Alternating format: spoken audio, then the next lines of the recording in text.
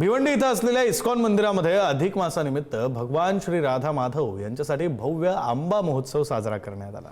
या उत्सवासाठी मंदिराचा गाभारा आणि परिसर आंब्यांच्या विविध जातींनी अत्यंत आकर्षक रीतीने सजवला होता।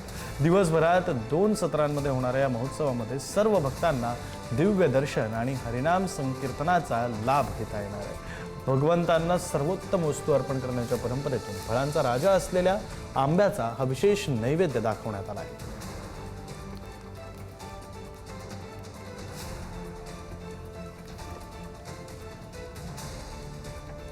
मास मध्ये पुरुषोत्तम मास पण म्हणतात त्याला।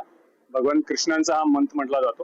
ते या मंथ मध्ये आम्ही भगवानांना जे सर्व आंबे हे असं म्हणतो ना आपण, आंबे फळांचा राजा म्हणतो त्याला, हे सगळे फळ आम्ही भगवंतांसाठी अर्पण करणार आहोत।